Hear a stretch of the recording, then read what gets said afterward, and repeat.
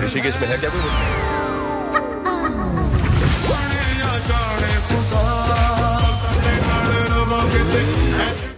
तो फिल्म विक्की विद्या का वो वाला वीडियो हमने देख लिया और इस फिल्म को देखकर हमें ये दो बातें तो समझ आ गई कि फिल्म नहीं, एक बचकानी हरकत है ये। और अगर किसी की वजह से ये फिल्म थोड़ा शाइन भी कर रही है तो वो राजकुमार और तृप्ति तो बिल्कुल भी नहीं है। वैसे पहले इस फिल्म को लेकर कुछ अच्छी चीजों की बात करते हैं, जैसे कि राजकुमार राव और तृप्ति डिमरी की नई फिल्म विक्की विद्या का वो वाला वीडियो शुरू होने से पहले हमारी एंटरटेनमेंट यानी हमें परेशान करने के लिए कोई नंदू चंदू या और कोई अक्षय कुमार नहीं आए। अरे वो आते हैं ना एडवर्टाइज लेकर, ऐसा कुछ हुआ ही नहीं। खैर मजाक किया, पर ये फिल्म देखने के बाद हमें ये तो रियलाइज हुआ कि सपोर्टिंग एक्टर्स के तौर पर दिखाई देने वाले लोगों ने कमाल का काम किया।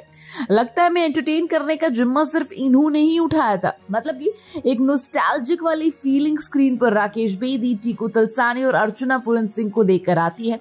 पर सबसे ज्यादा मजा तब आया जब मल्लिका शेरावत और विजय राज इस जोड़ी की अनोखी टाइमिंग ने सिक्सर मारा और वहां पर मूड थोड़ा सही हो गया। वैसे लीड एक्टर्स में स्त्री 2 के बाद राजकुमार राव अगेन ह्यूमर के साथ खेलते नजर आ रहे हैं and Tripti Dimri ji first time comedy try कर रही हैं, पर उनकी कोशिश ही रह गई और मजा नहीं आया। वैसे राजकुमार ने कॉमेडी तो करी है पर बैड स्क्रिप्ट की वजह से उनकी कॉमेडी फीकी पड़ी है। तो वही तृप्ति मैडम भी कौन सा बड़ा तीर मारने वाली थी, उन्हें तो जैसे तैसे करके हमने थोड़ा सा सह लिया। पर बेसिकली इस फिल्म की जो स्क्रिप्ट है उसे ही चमनप्राश खिलाने की जरूरत थी। थोड़ी अगर और उसमें ताकत होती ना, तो पावरफुल अगर होती वो, तो शायद सबका काम और बेहतर हो सकता था, पर ऐसा हुआ नहीं। मतलब फिल्म देखने के बाद जब हम बाहर आए तो हम यही सोच रहे थे कि हमारे साथ अंदर हुआ क्या। और इस फिल्म के डायरेक्टर राज शांडले ने कोशिश तो बेहतरीन की इस फिल्म को एक मजेदार फिल्म बनाने की, पर आखिर में आप क्या बन गए आप जानते ही हैं। ये सवाल हम उनसे पूछना चाहते हैं क्योंकि फिल्म कहां से कहां चली गई समझ ही नहीं आया।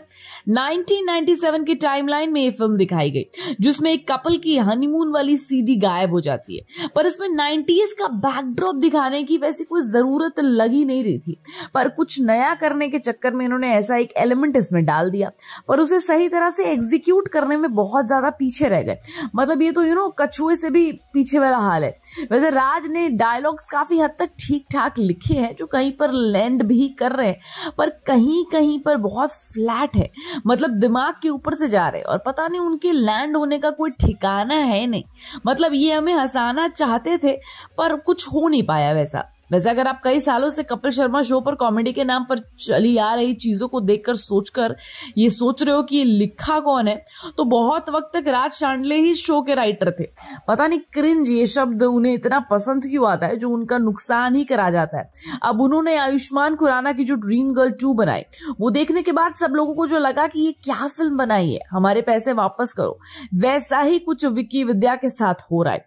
मतलब फिल्म का टाइटल तो बड़ा है but content, screen play, dialogues, direction सब में बहुत कुछ कमियां हैं। तो अगर आपको खुद की ये फिल्म एक्सपीरियंस करनी है तो आप टिकट निकाल सकते हो, वरना ओटीटी पर आने के बाद आप इसका आनंद ले सकते हो बड़ा आराम से, बिना पैसे खर्च किए। तो आप क्या करने वाले हैं? आप सिनेमा जाकर ये फिल्म देखने वाले हैं या नहीं? हमें कमेंट सेक्शन में जरूर बताना। And till then keep watching Bollygrad Studios. Become an actor in Bollywood. WhatsApp hi to 88288588.